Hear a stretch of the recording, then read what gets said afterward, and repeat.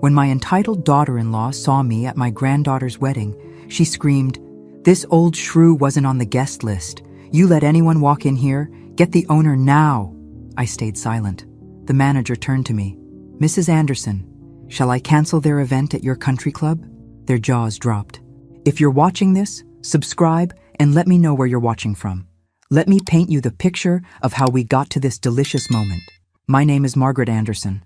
I'm 68 years old, and I've been dealing with Jennifer's entitled attitude for the past 7 years since she convinced my son Robert to cut me out of their lives.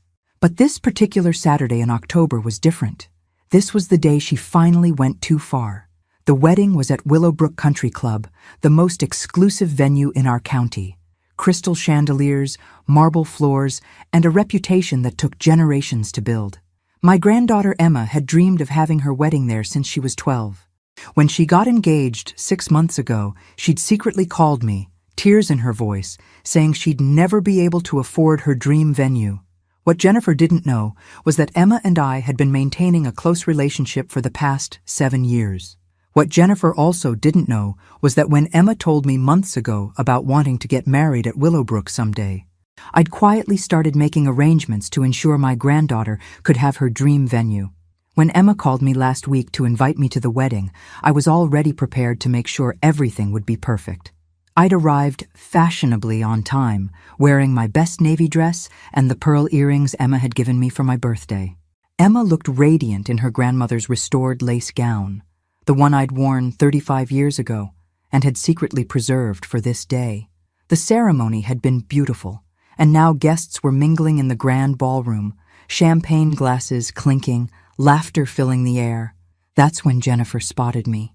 She'd been holding court near the head table, regaling some poor souls with stories about how she'd personally convinced the club management to accommodate their special requests. Her voice carried that particular tone she used when she wanted everyone to know how important she was. Then her eyes landed on me, and her expression changed completely. The practiced smile vanished, replaced by something cold and calculating. She excused herself from her audience and marched across the room with the determination of a woman on a mission. "Margaret," she said, her voice dripping with false sweetness, "I wasn't expecting to see you here." I took a sip of my champagne, savoring both the excellent vintage and the moment. "Hello, Jennifer. Beautiful wedding, isn't it?" Her smile tightened.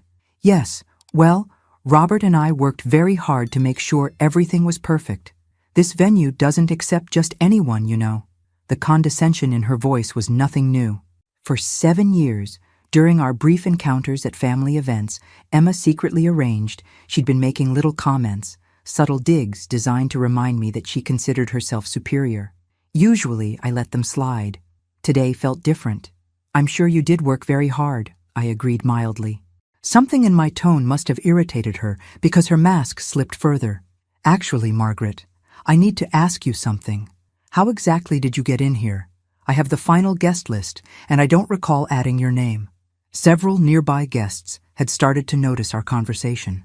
I could feel their attention shifting toward us, that particular energy that signals drama brewing. "Emma invited me," I said simply. "Emma?" Jennifer's voice went up an octave. "Emma doesn't manage the guest list. I handled all the invitations personally, every single one." That's when I realized what was happening. Jennifer hadn't just forgotten to invite me, she'd deliberately excluded me from my own granddaughter's wedding, probably never even thinking to ask Emma if she wanted her grandmother there. The hurt hit me first, sharp and unexpected, but it was quickly followed by something else entirely. A cold, clear anticipation that I hadn't felt in 2 years. What happened next was 7 years of accumulated slights and insults finally reaching their breaking point. "I think there's been some mistake," I said, my voice still calm despite the anticipation building inside me. "Perhaps you should check with Emma." Jennifer's laugh was sharp enough to cut glass. "Oh, please, Emma was far too busy with dress fittings and flower arrangements to worry about every tiny detail. I handled the guest list myself, and I can assure you that I know exactly who belongs here and who doesn't." The conversation was definitely drawing attention now. I could see Robert across the room, deep in conversation with the photographer, completely oblivious to the scene his wife was creating. Emma was somewhere on the dance floor with her new husband, lost in newlywed bliss. Tiny detail, I repeated quietly. Is that what I am to you, Jennifer? For just a moment, her facade cracked completely. Look, Margaret, I know this might hurt your feelings, but this is a sophisticated venue with a certain caliber of guests. We needed to be selective. The implication hung in the air between us like a toxic cloud. According to Jennifer, I wasn't sophisticated enough for my granddaughter's wedding. I wasn't the right caliber of guest. A waiter passed by with a tray of champagne, and I helped myself to a fresh glass. I needed a moment to think, to savor this moment before I revealed what I knew was coming. The old Margaret would have quietly excused herself, perhaps made some excuse about not feeling well. She would have called a taxi and slipped out the back door, nursing her wounded pride in private. But the woman standing here tonight wasn't the same person who'd been quietly taking Jennifer's abuse for 7 years. This woman had been planning for this moment ever since she'd won $53 million in the state lottery 2 years ago. You know what, Jennifer? I said, setting down my glass with deliberate precision. You're absolutely right. This is a sophisticated venue, and they do maintain certain standards. She looked surprised by my agreement, then pleased. I'm glad you understand. I'm sure Emma will want to take you to lunch next week to celebrate privately. Oh, I understand perfectly, I continued. In fact, I think I should probably speak to someone in management about this situation. Make sure everyone knows exactly where they stand. Jennifer's smile grew wider. What a wonderful idea. I'm sure they'll be very professional about helping you find the exit. That's when she made the mistake that would haunt her for the rest of her life.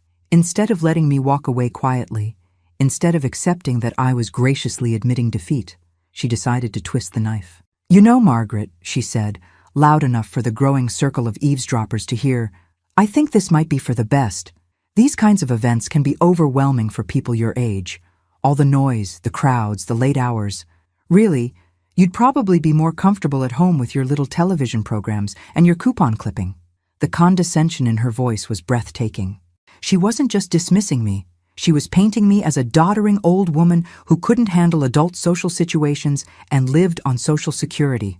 And besides, she continued, apparently not content with mere condescension, I'm sure you have better things to do with your limited resources than trying to keep up with events that are, frankly, above your means. That last comment revealed something crucial. Jennifer thought I was some pathetic widow scraping by on a pension, desperately trying to crash upscale events I couldn't afford. She had no idea what my actual financial situation was because she'd never bothered to ask. She'd never bothered to learn anything real about me at all.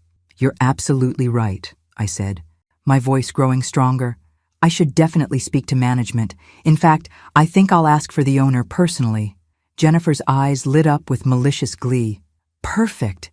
I'm sure they'll sort this out quickly. I'll even help you find them.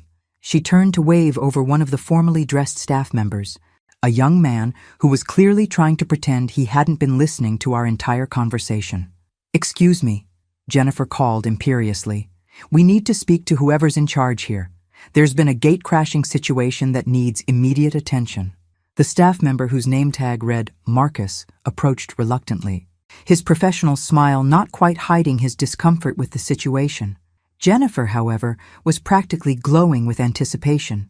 She'd positioned herself slightly behind me, as if ready to watch me be escorted out in disgrace. Of course, ma'am, Marcus said diplomatically. If you'd like to speak with management, I can certainly arrange that. Perhaps we could step into the office where it's more private. Oh no, Jennifer interrupted smoothly. I think it's better if we handle this right here. Transparency, you know. Everyone should see how professionally your establishment deals with uninvited guests. The word uninvited dripped with such venom that several guests actually stepped back. I could see faces in the crowd, people I'd known for years, friends from the garden club, neighbors, family friends. They were watching this public humiliation with a mixture of embarrassment and curiosity. Robert was still nowhere to be seen, probably discussing golf with Emma's new father-in-law. My granddaughter was spinning on the dance floor, completely unaware that her grandmother was being treated like a common trespasser at her own wedding. Mrs. Anderson, Marcus said carefully, and I noticed Jennifer's sharp intake of breath at the use of my name. He clearly recognized me as the owner, but was maintaining professional discretion. Would you prefer I call Mr. Phillips directly, or would you like to wait for him to make his regular rounds? Mr. Phillips? Jennifer's voice had gone up an octave. Who is Mr. Phillips? The club manager, Marcus explained, though he was looking at me with an expression that seemed almost knowing. He should be here shortly. He always checks on major events personally. Perfect, Jennifer declared. Mr. Phillips can sort this whole thing out. I'm sure he'll be very interested to know that uninvited guests are somehow getting past your security. What she didn't notice, but I certainly did, was the way Marcus's jaw tightened at her tone, the way his professional smile became slightly more forced. Jennifer was making assumptions about her importance that were about to prove problematic. In the meantime, she continued, perhaps this person could wait somewhere less visible? We have photographers documenting the evening, and I'm sure you understand that we can't have inappropriate individuals in the background of the official photos. Inappropriate individuals. The phrase hung in the air like a challenge. I'd been holding my tongue, letting Jennifer dig her hole deeper and deeper, but that phrase pushed me past my limit. Not because it hurt, but because it was time to begin revealing just how spectacularly wrong she was about everything. Jennifer, I said quietly, are you quite sure you want to continue this conversation in public? Something in my tone made her pause.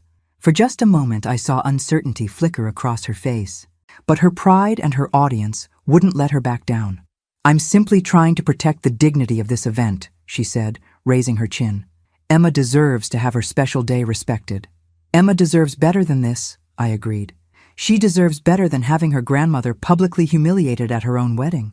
Her grandmother was invited, Jennifer shot back. You, however, were not. That's when I saw him. Robert, finally breaking away from his conversation, heading in our direction with a confused expression. He'd clearly noticed the crowd gathering and was coming to investigate. This was going to be interesting. Was my own son going to support his wife's cruelty? Or was he going to remember that I was his mother? Mom? Robert called out as he approached. What's going on here? Jennifer immediately turned to him, her expression shifting to wounded innocence.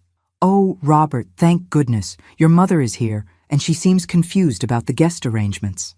I've been trying to explain gently that there's been some kind of misunderstanding. I watched my son's face carefully, looking for any sign of what he truly knew. Had Jennifer really convinced him to exclude his own mother from the wedding? Or had she acted on her own? Mom, Robert said slowly. We haven't really talked in 7 years, I finished for him. Not since Jennifer decided our family would be better off without me in it. Robert's face went through several expressions in rapid succession: confusion, guilt, and then something that looked suspiciously like relief mixed with apprehension. Jennifer, he said carefully, didn't we discuss inviting Mom? Jennifer's confidence wavered slightly. We talked about it, but you said yourself that she probably wouldn't want to come, that it might be awkward given our history. What I said, Robert replied, his voice getting firmer, was that I hoped she would want to come despite our problems. I never said not to invite her. Before Jennifer could respond, Marcus cleared his throat respectfully. Excuse me, but Mr. Phillips is here now if you'd still like to speak with him. I turned to see a distinguished man in his 50s approaching our group. He wore the confident bearing of someone accustomed to managing difficult situations and demanding clients.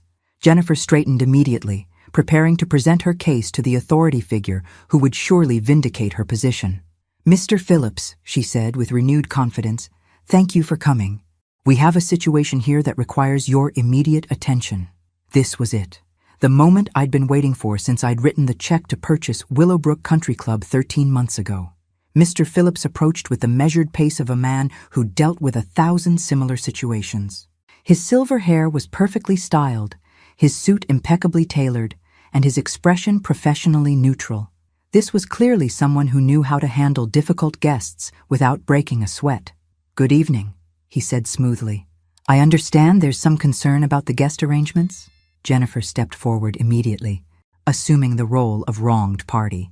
Yes, there absolutely is.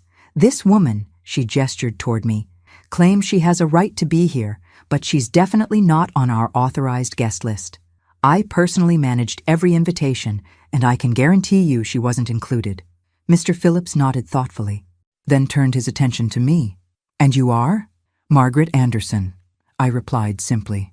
I watched his face carefully as I said my name. What I saw was exactly what I'd expected, a brief tightening around his eyes, followed by something that might have been suppressed amusement. I see, he said carefully. And Mrs. Anderson, you believe you should be on the guest list for this event? I believe, I said clearly, that I have every right to be here tonight. Jennifer made an exasperated sound. Right? What right could she possibly have? This is a private event at an exclusive venue. You can't just walk in because you feel like attending a party. That's quite true, Mr. Phillips agreed. Willowbrook does maintain very strict policies about event attendance. Jennifer practically preened at his validation. Exactly. I'm sure you can see how awkward this is for everyone involved. Perhaps if security could escort her out discreetly? Robert was looking increasingly uncomfortable, glancing between his wife and his mother with growing distress. Jennifer, maybe we should discuss this privately before involving security. There's nothing to discuss, Jennifer snapped.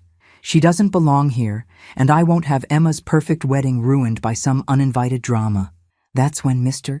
Phillips surprised everyone by asking the question I'd been hoping for.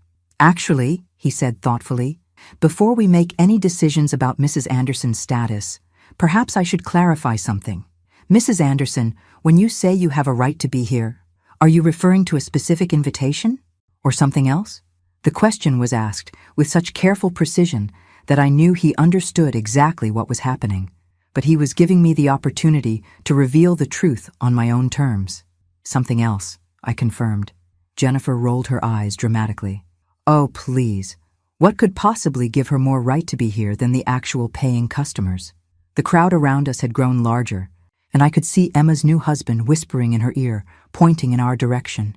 My granddaughter's face went from confusion to concern as she realized her grandmother was at the center of some kind of commotion. Jennifer, I said quietly, are you absolutely certain you want to continue this line of questioning? For the first time since this confrontation began, I saw genuine uncertainty flicker across her face, but she was too far in now, too committed to her performance. I want this sorted out immediately, she declared. Mr. Phillips, I insist that you remove this person from the premises right now. Mr. Phillips looked around at the growing crowd, then back at Jennifer. Ma'am, I appreciate your concern for the event's integrity. However, before I take any action, I need to ask you directly, are you the party responsible for this evening's charges? Of course I am, Jennifer said proudly. My husband and I personally guaranteed payment for this entire event. Every detail, every expense, every accommodation. I see. And you're confident in your authority to determine who may or may not attend? Absolutely. This is our event, at our expense, with our guest list. Mr. Phillips nodded slowly, then turned to me with what I was now certain was barely contained amusement. Mrs. Anderson, would you like to clarify your relationship to this venue? This was it. The moment I'd been building toward for the past 20 minutes, the moment when Jennifer's arrogance and cruelty would finally catch up with her. Certainly, I said, my voice carrying clearly across the now silent ballroom. I own it.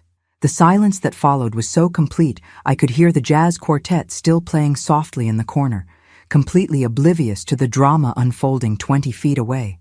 Jennifer's face went through several expressions in rapid succession: confusion, disbelief, and then a growing horror as the implications began to sink in. You, what? She whispered. I own Willowbrook Country Club, I repeated, louder this time. I bought it last year after I won the lottery. Robert's face had gone completely white. Mom, what are you talking about? 2 years ago, I won $53 million in the state lottery. I didn't tell anyone because I wanted to see who would love me for myself. Not my money. When the previous owner had a heart attack and needed to sell quickly, I saw an opportunity to make a smart investment. I gestured around the beautiful ballroom with its crystal chandeliers and marble floors. Every detail you've been admiring tonight, Jennifer, I own it. Every sophisticated element you've been bragging about, I paid for it. Jennifer was staring at me as if I'd grown a second head. That's impossible. You live in that little house on Maple Street. You drive a 10-year-old Honda. You shop with coupons. I live modestly because I choose to, I replied calmly. Amazing how differently people treat you when they think you're just a poor widow, isn't it? The transformation on Jennifer's face was extraordinary to watch. The smug confidence melted away like ice cream in August, replaced by a dawning realization of just how catastrophically she'd miscalculated. "You're lying," she said weakly. "This is some kind of joke." Mr. Phillips pulled out his phone with practiced efficiency. "Would you like me to show her the ownership documents, Mrs. Anderson? Or perhaps the account information showing tonight's charges?" "The account information will be sufficient," I said graciously. He tapped his screen a few times, then held it out toward Jennifer. "As you can see, tonight's event is being billed to Anderson Holdings, LLC. Mrs. Anderson's company has been our primary account holder since the acquisition." Jennifer stared at the screen like it was written in hieroglyphics. But Robert arranged everything. The booking, the payments, the menu selections." "Actually," Robert said slowly, his voice barely above a whisper, "when I called to make the reservation, they told me the event was already pre-approved and they were waiting for the final head count. That's because I authorized it," I explained patiently. "When Emma called me crying about her dream wedding, I made sure everything would be perfect for her special day." "You authorized it," Jennifer repeated mechanically. "I also waived the standard facility fee, upgraded the catering package, and personally selected the vintage champagne you've been enjoying all evening." Each word landed like a physical blow. Jennifer's mouth opened and closed several times, but no sound emerged. Robert looked stricken. "Mom, why didn't you tell us?" "I wanted Emma to believe that her parents had made this magical day happen," I replied. "I thought it would mean more to her if she believed you had moved heaven and earth to give her the perfect wedding." The crowd was growing restless, sensing that the climax of this drama was still coming. Emma and her new husband had made their way closer. Emma's face, a mask of growing horror as she began to understand what her mother had done. "Grandma!" Emma's voice was small and frightened. "What's happening?" Before I could answer, Jennifer seemed to find her voice again. "This is ridiculous. Even if you do own this place, that doesn't give you the right to crash our private event." The audacity was breathtaking, even faced with undeniable proof. She was doubling down. "Our private event," I repeated thoughtfully. "Jennifer, would you like to know how much tonight is costing?" "I already know how much it's costing," she snapped. "We're paying for it. Actually, you're not. Your portion covers the basic rental fee for the ballroom. I'm covering everything else, the upgraded catering, the premium bar service, the enhanced floral arrangements, the additional staff, the extended hours. Your contribution covers about 18% of tonight's actual costs." Robert's face went from white to green. "How much are we talking about, Mom?" "The total bill for tonight will be approximately $47,000. The number hung in the air like a thunderclap. "Your portion," I continued calmly, "is $8,500. I'm covering the remaining $38,500 as a gift to Emma." Jennifer was shaking her head frantically. No, that's not right. We budgeted $15,000 for the venue. The manager told us that covered everything." "Mr. Phillips told you that $8,500 covered the basic rental," I corrected.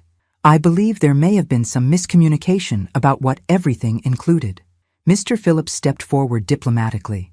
When Mr. Anderson called to book the event, I explained that Mrs. Anderson had already approved enhanced services for her granddaughter's wedding. The pricing he was quoted reflected only the portion not covered by Mrs. Anderson's account. "But we thought," Robert started, then stopped, the full picture finally becoming clear. "You thought you were the big shots who'd secured the impossible booking through your own influence and wealth," I said gently. "And I let you think that, because I wanted Emma to be proud of what her parents had accomplished." Emma was crying now, though whether from embarrassment or gratitude, I couldn't tell. "Grandma, I'm so sorry. I had no idea they hadn't invited you properly. You have nothing to apologize for. Sweetheart, this is your special day, and nothing that's happened here changes how beautiful you look or how much we all love you." But Jennifer wasn't finished. Even cornered, even humiliated, she wasn't ready to surrender. "Fine," she said, her voice sharp with desperation. "So you own the place. That doesn't change the fact that you weren't invited. This is still our family event, and we still have the right to decide who attends." The legal implications of what she was suggesting sent a murmur through the crowd. She was essentially arguing that paying for an event at a venue gave her the right to exclude the venue's owner. Mr. Phillips looked positively alarmed. "Ma'am, I'm not sure that's exactly how venue rental agreements work. Actually, I said thoughtfully, she raises an interesting point. Jennifer believes that paying for an event gives her absolute authority over the guest list, even if it means excluding family members. I looked around at the crowd, making sure everyone was listening carefully. So let me ask you this, Jennifer.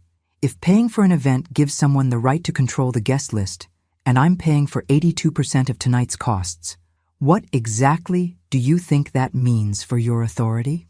The mathematical reality of the situation hit Jennifer like a freight train.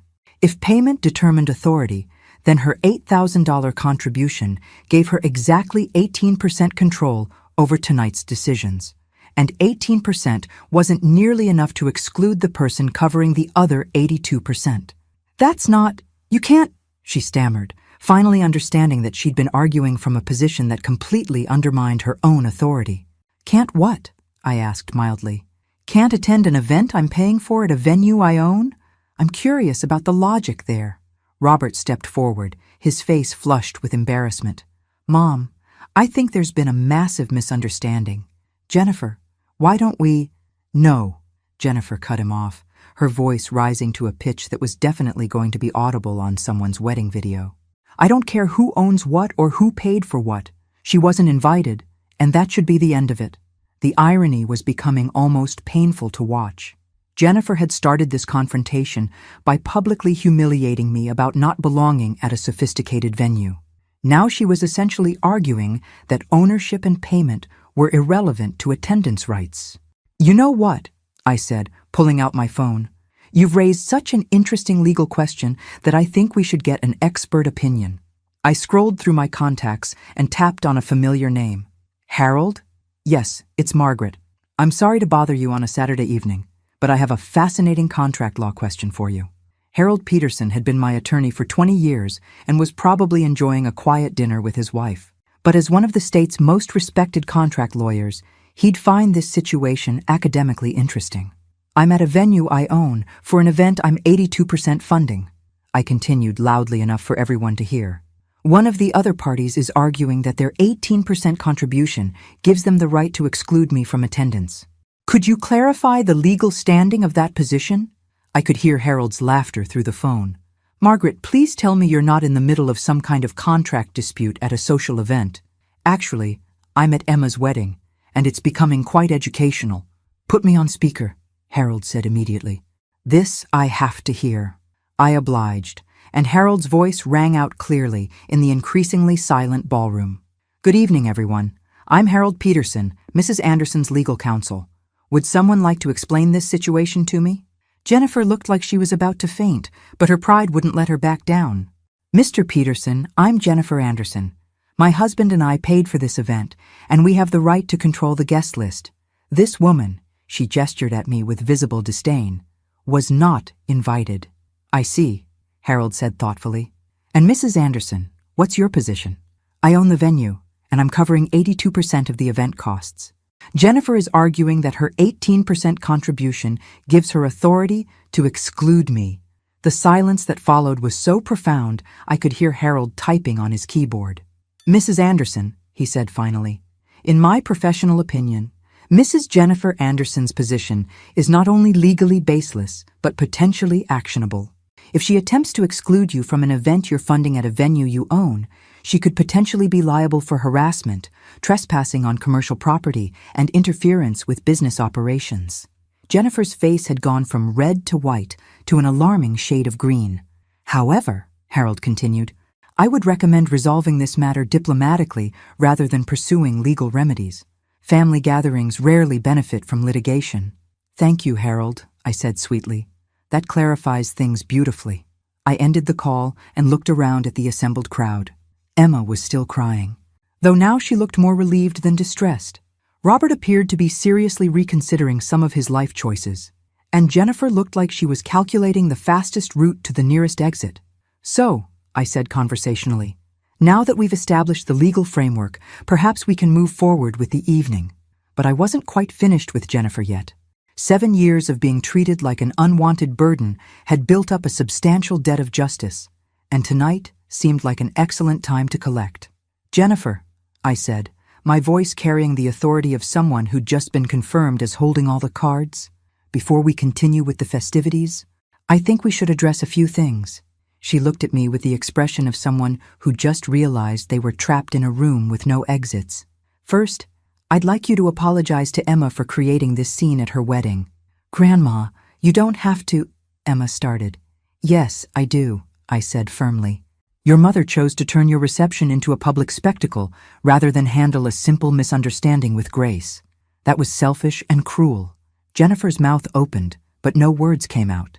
Second, I continued, you owe every guest here an apology for subjecting them to this embarrassing display instead of simply asking quiet questions about perceived problems.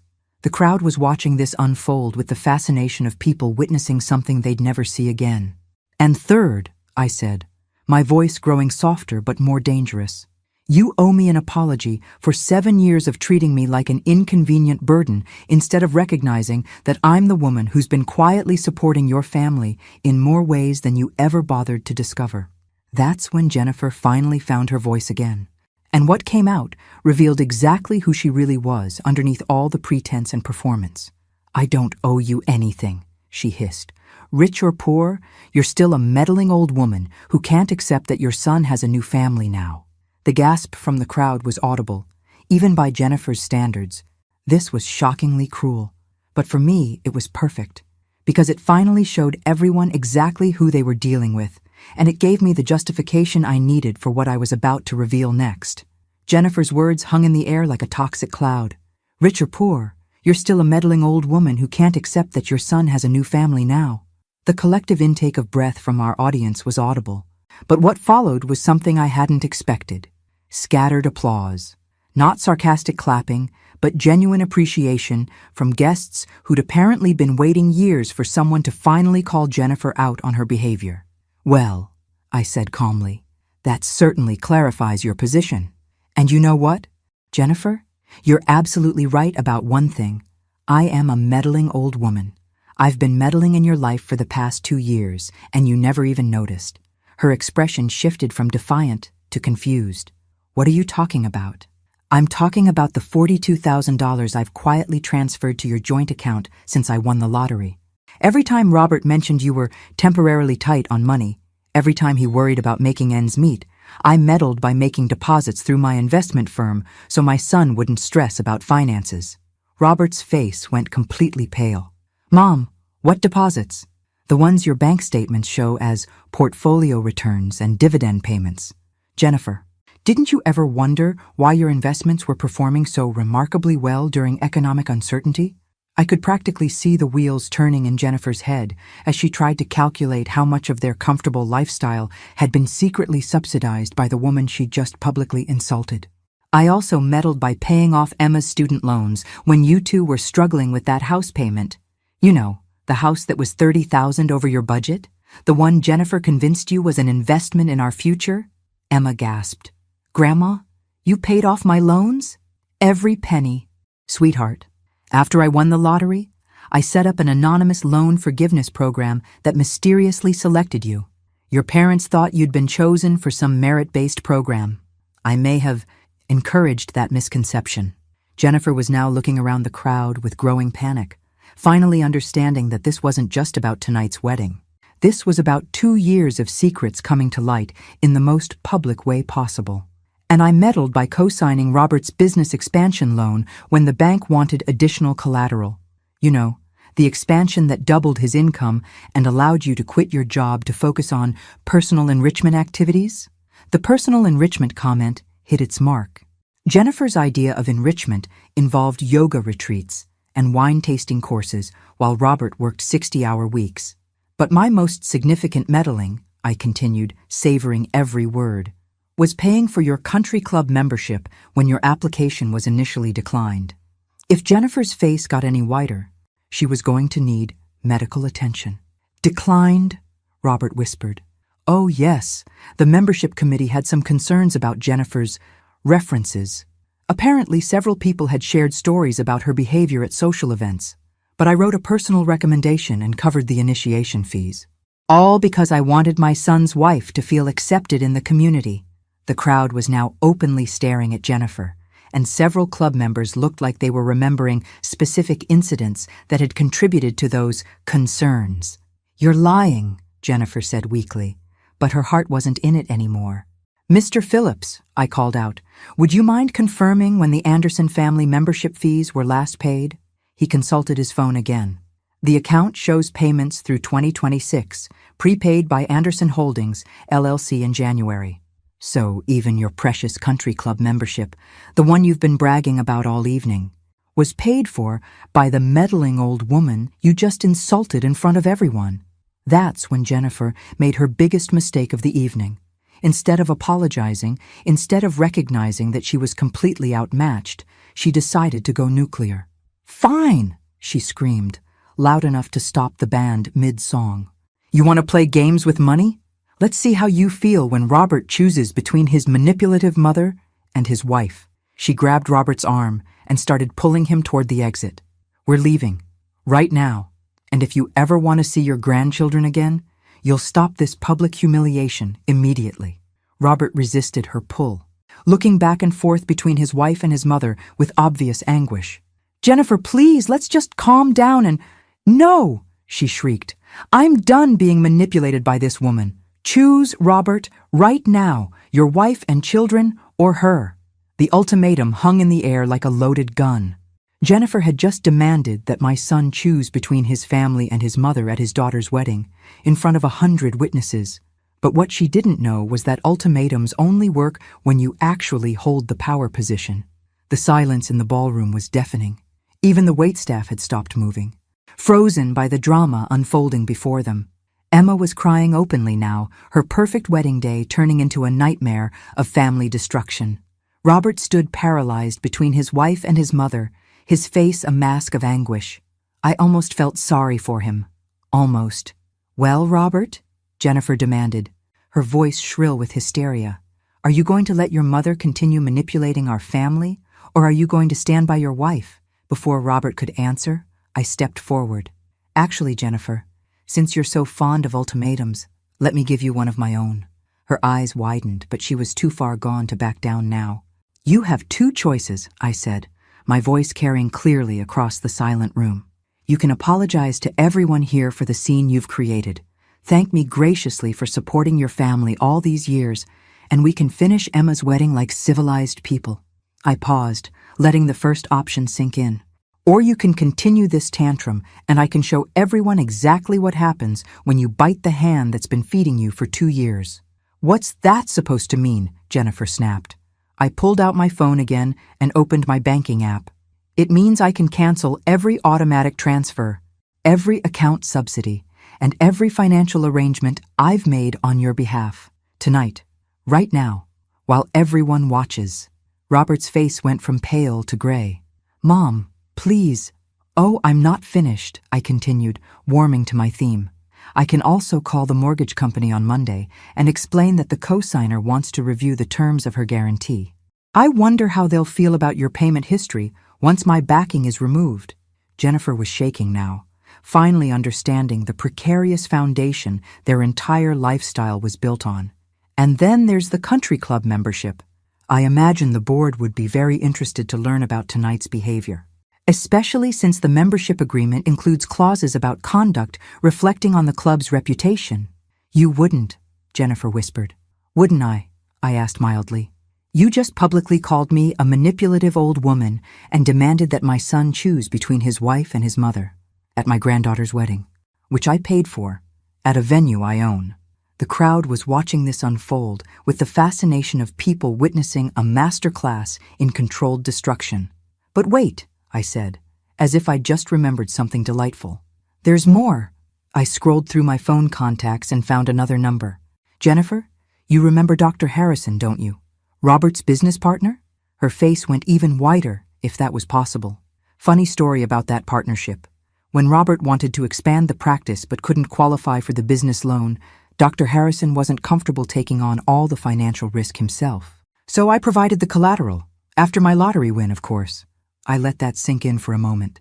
If I were to call Dr. Harrison right now and explain that I need to reassess my investment in the practice due to family issues, well, partnerships can be so fragile, can't they? Robert looked like he was about to be sick. Mom, you can't be serious. Oh, I'm absolutely serious. Your wife seems to think I'm a powerless old woman she can abuse publicly without consequences.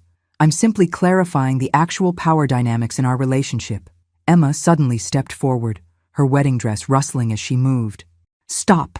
All of you, just stop. Everyone turned to look at her, this beautiful young woman whose special day had been destroyed by adult petty politics.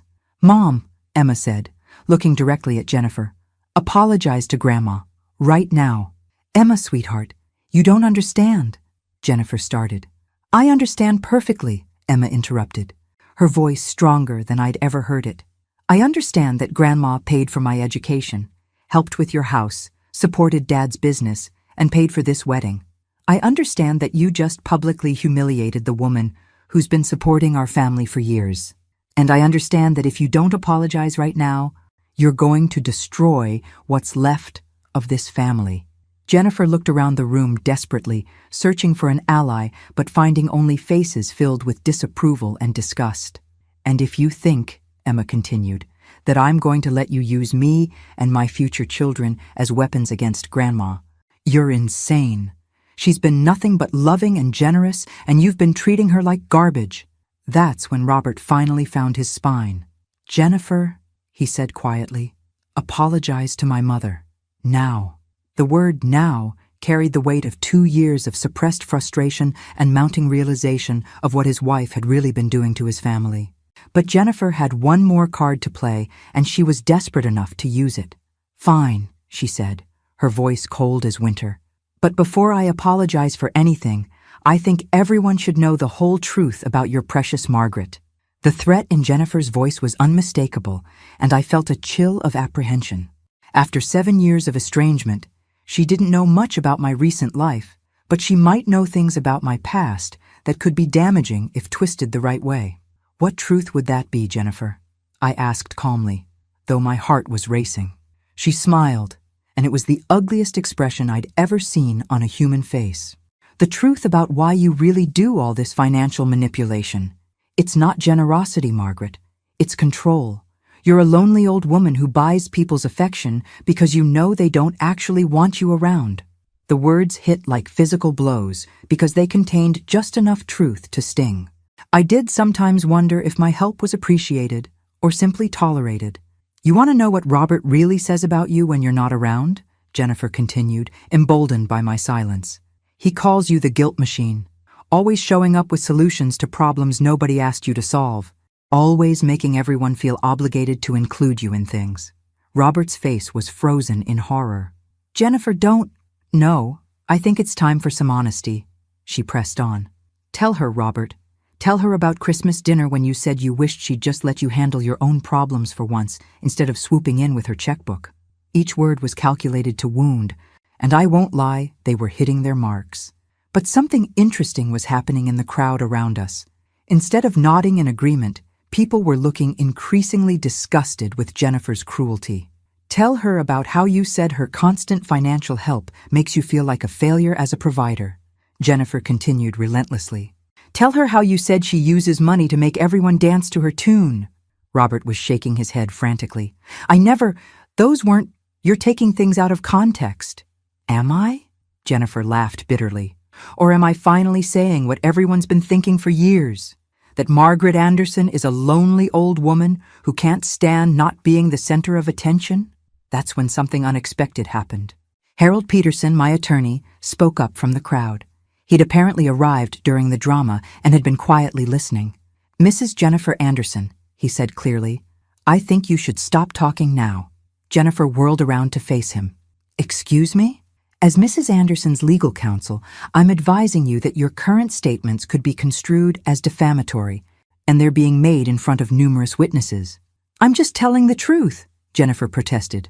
Actually, Harold continued, you're making claims about Mrs. Anderson's motivations that you have no way of substantiating. More importantly, you're doing so in a manner designed to cause emotional distress and damage her reputation. She's my mother-in-law. I have the right to— You have the right to remain silent, Harold interrupted smoothly, which I would strongly recommend you exercise immediately. But Jennifer was beyond rational thinking now. 7 years of resentment and frustration were pouring out in a toxic flood. "You want to know the real truth?" she screamed. "The truth is that Margaret has been playing puppet master with our lives since the day she won that lottery. Every gift, every payment, every generous gesture comes with strings attached. She's been buying our compliance for years." "That's enough!" Emma's voice cut through her mother's tirade like a knife. "Mom, you need to stop this right now." But Jennifer was in full meltdown mode. "No, Emma, you need to hear this. Your grandmother isn't the saint you think she is. She's a controlling, manipulative woman who—" "Who what?" Emma interrupted, her voice dangerously quiet. "Who paid for my education so I wouldn't graduate with debt? Who made sure Dad's business succeeded so we'd have financial security? Who's been quietly taking care of our family for years while asking for nothing in return except basic respect?" Jennifer's mouth opened and closed like a fish out of water. "You know what I think?" Emma continued, her voice growing stronger. "I think you're angry because Grandma's generosity makes your selfishness look even worse by comparison.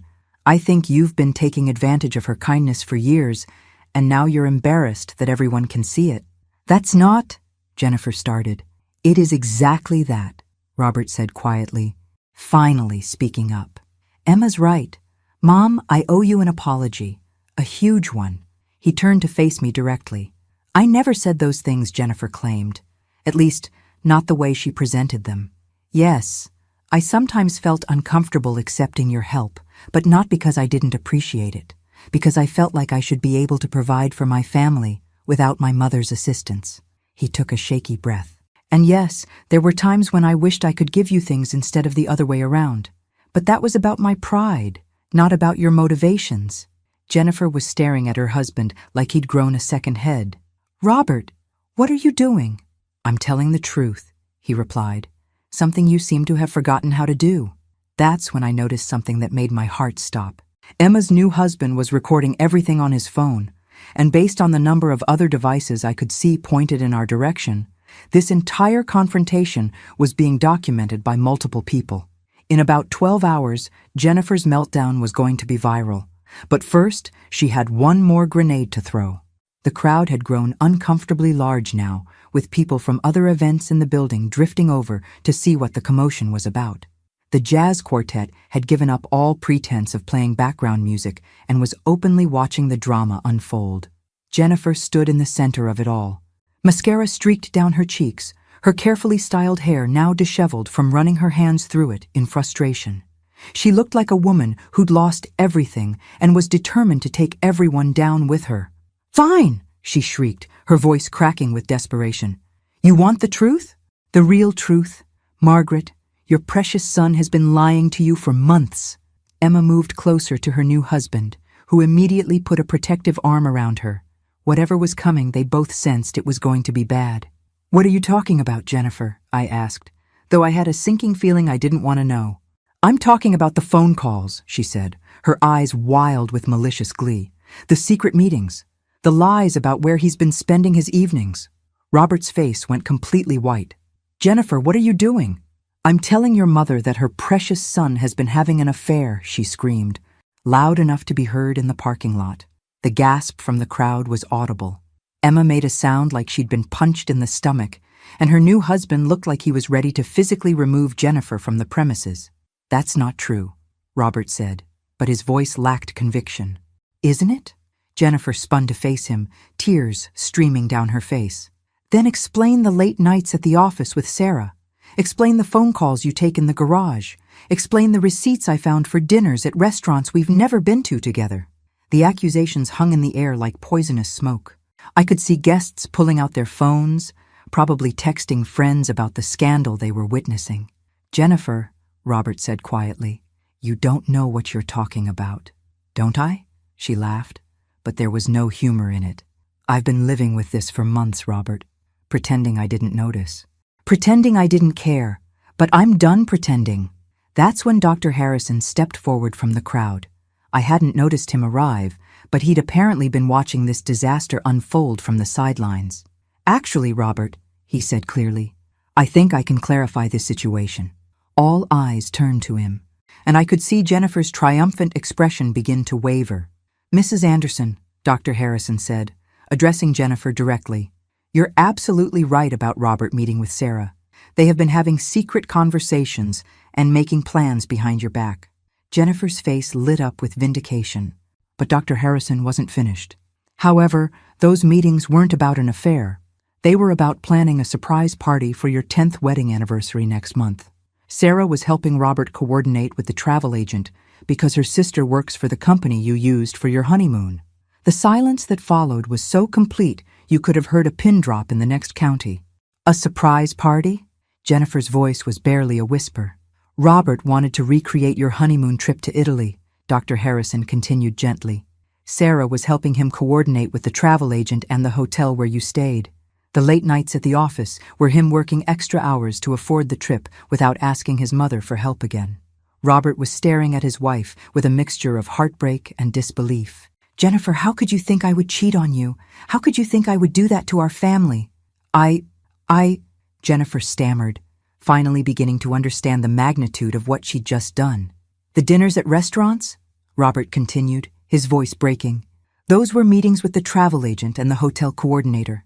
I was trying to surprise you with the most romantic anniversary you'd ever had. Emma was crying again, but now it seemed to be from grief rather than anger. Mom, how could you destroy everything like this? I didn't mean... Jennifer started, but the words died in her throat as she looked around at the faces surrounding her. Disgust, pity, and disappointment reflected back at her from every direction. That's when I realized something that changed everything. Jennifer wasn't evil. She was deeply, profoundly broken. Years of feeling inadequate had twisted her perception until she saw threats everywhere and kindness nowhere. But understanding her pain didn't excuse the damage she'd just done to my family. Jennifer, I said quietly, I think you need to get some help. She looked at me with red, swollen eyes. What? Professional help, therapy, counseling, something to deal with whatever has been making you so unhappy that you'd destroy your own family rather than accept kindness from someone who loves you. The ballroom had grown quiet, except for the soft sound of Jennifer's sobbing. Guests were starting to drift away, probably heading home to call their friends and family about the most dramatic wedding reception they'd ever witnessed. Emma stood in the center of it all, still beautiful in her grandmother's lace dress, but with tears in her eyes that had nothing to do with joy. Her wedding day had been ruined by her mother's paranoia and cruelty, and everyone knew it. I'm sorry, Jennifer whispered, finally looking at me directly. I'm sorry for tonight. I'm sorry for the past 7 years, and I'm sorry for being too proud and insecure to see what you were trying to do for our family. I accept your apology, I replied. But Jennifer, sorry isn't enough. You need to do the work to figure out why you've been so unhappy and why you chose to take it out on people who care about you. She nodded, tears starting again. I will. I promise I will. Robert approached his wife carefully, like someone approaching a wounded animal. Jennifer, we need to talk. Seriously, about everything, about us, about our marriage, about getting help. I know, she said quietly. I know I messed up. I know I've been difficult. I just felt like everyone was moving on without me, like I didn't matter to anyone anymore. That's when Emma surprised everyone by walking over and hugging her mother. Mom, she said softly, you matter to me. You matter to Dad. You even matter to Grandma. Even after everything you've put her through. But you have to stop pushing away everyone who tries to love you. I watched this moment of reconciliation with mixed feelings. Part of me was proud of Emma for showing grace under pressure. Part of me was concerned that Jennifer would interpret forgiveness as permission to continue her behavior. But then Emma turned to address the remaining guests. Ladies and gentlemen, she said, her voice carrying clearly across the ballroom. I want to thank you all for being here tonight to celebrate my marriage to David. This evening hasn't gone exactly as planned, but it's taught me something important about family. She looked at me with such love and gratitude that my heart swelled. Family isn't about who pays for what or who owes whom. It's about who shows up for each other, especially when things get difficult. And my grandmother has been showing up for our family for years, even when we didn't deserve it. The remaining guests began to applaud, and I felt tears prick my eyes. So while tonight has been educational, Emma continued with a slight smile, I want everyone to know that I couldn't be happier to be married to David, and I couldn't be more grateful to have a grandmother who taught me what real love looks like. As the evening wound down and guests began to leave, Jennifer approached me one more time. "Margaret," she said softly, "I don't expect forgiveness. I don't even know if I deserve it, but I want you to know that I'm going to get help. Real help, and I'm going to do whatever it takes to make things right with this family." "That's a start," I replied. "But Jennifer, actions matter more than words. Show us. Don't tell us." She nodded and walked away to find Robert, who was standing by the windows looking out at the garden. Emma and David came over to say goodbye, and Emma hugged me tightly. "Thank you, Grandma," she whispered, "for everything, for the wedding, for college, for never giving up on our family even when we gave up on you." "Thank you for being brave enough to invite me," I replied, "and for standing up for what's right, even when it was hard." As I drove home that night, I reflected on what had happened. 7 years of family dysfunction had exploded in the most public way possible, but maybe that's what was needed. Maybe some wounds have to be opened before they can properly heal. My phone buzzed with a text from Emma. "Thank you for making my wedding unforgettable. Not for the drama, but for showing me what it looks like when someone stands up for themselves with grace and strength. I love you, Grandma." I smiled as I pulled into my driveway. The little house on Maple Street had never looked more welcoming. Tomorrow, I'd call Harold about setting up a college scholarship fund in Emma's name. Next week, I'd look into family therapy resources for Robert and Jennifer. But tonight, I was going to sit on my porch with a cup of tea and enjoy the quiet satisfaction of knowing that sometimes the best revenge is simply refusing to be treated poorly. After all, at 68 years old, I'd finally learned that respect isn't something you can buy with kindness or money. It's something you have to demand for yourself, and demand it I had. The lottery had given me financial freedom, but tonight had given me something even more valuable, the knowledge that I didn't have to accept mistreatment from anyone, family included. Some might call what happened tonight dramatic or over the top. I prefer to think of it as educational. Jennifer learned that actions have consequences. Robert learned that enabling bad behavior helps no one. And Emma learned that standing up for what's right is always worth doing, even when it's difficult. As for me, I learned that sometimes the most generous thing you can do for someone is refuse to enable their worst impulses. Love doesn't mean accepting abuse. Love means caring enough to demand better. And that, I thought as I sipped my tea under the stars, was a lesson worth $53 million. Thanks for listening. Don't forget to subscribe and feel free to share your story in the comments. Your voice matters.